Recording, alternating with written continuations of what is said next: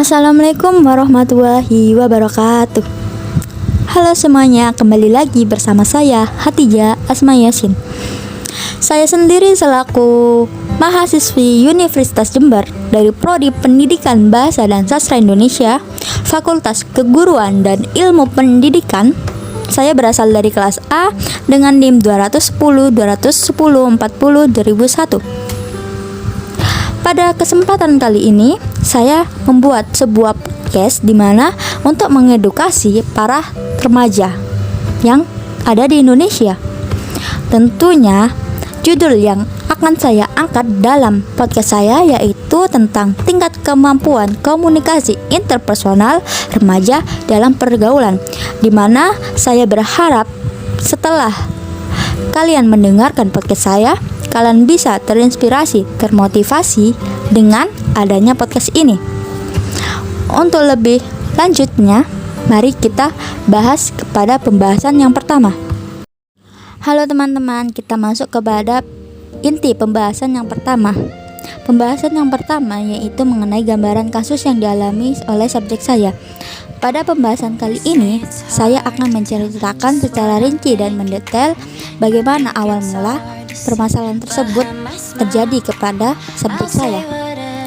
Inisial R ini memiliki sifat interpersonal yang sudah dia miliki sejak duduk di bangku sekolah dasar, sehingga kebiasaan tersebut menjadi sebuah keterusan atau keberlanjutan hingga dia duduk di bangku sekolah menengah atas.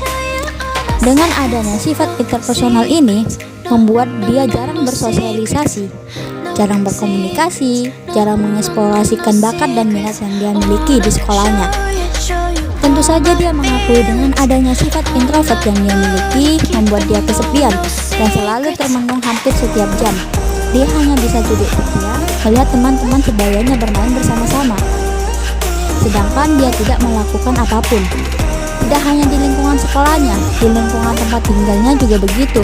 Dia tidak pernah keluar rumah dan bermain ke lingkungan sekitarnya, terkecuali di lingkungan tersebut terdapat acara yang menurut dia penting. Oleh karena itu, permasalahan yang dimiliki dia sangat menarik untuk saya teliti dan bahas lebih lanjut di dalam podcast ini. Oke, mari kita lanjut ke pembahasan yang kedua. Ke pembahasan selanjutnya yaitu mengenai strategi edukasi.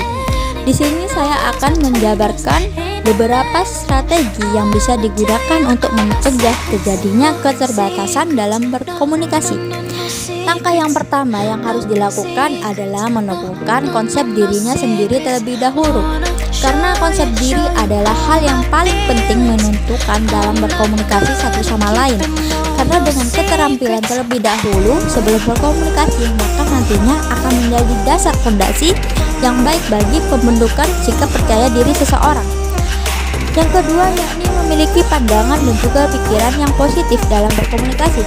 Karena dengan dimilikinya pikiran yang positif terhadap orang lain, maka diri mereka sendiri akan terbiasa dengan sendirinya untuk tidak berprasangka buruk terlebih dahulu sebelum melakukan komunikasi, yang mengakibatkan sebuah kerenggangan dalam percakapan, bahkan enggan tidak ingin komunikasi karena pikiran telah terpengaruh dengan hal yang negatif.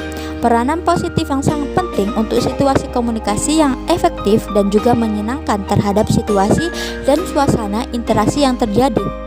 Yang ketiga yaitu adalah rasa memiliki sikap keterbukaan antar satu dengan yang lainnya. Karena keterbukaan ini dimaksudkan dan ditujukan agar setiap individu tidak tertutup dan dapat menanggapi satu sama lain secara jujur ke depannya dalam menangkap dan juga menerima informasi. Dan juga keinginan dalam dirinya dapat terhindar dari sebuah kesalahpahaman dan konflik, karena satu sama lain dapat terbuka, tidak ada yang perlu dirahasiakan. Yang keempat adalah mempunyai sikap kesetaraan. Kesetaraan ini adalah sebagai upaya untuk memahami perbedaan yang tentunya pasti ada di antara satu sama lain dalam berkomunikasi. Kesetaraan ini tidak diwajibkan atau mengharuskan kita selalu menyetujui maupun menerima begitu saja semua pendapat yang orang katakan. Kita bisa menolaknya atau berpendapat tentang apa yang orang lain katakan dengan cara yang baik dan tepat tentunya, agar pihak tersebut tidak merasa sakit hati. Kesetaraan bisa dilakukan dengan cara tidak memandang rendah orang lain, atau dalam istilah lain, tidak sombong pada diri sendiri. Sekian podcast dari saya. Semoga hasil dari podcast kali ini tentunya bermanfaat bagi kita semua. Kurang lebihnya saya mohon maaf. Wassalamualaikum warahmatullahi wabarakatuh.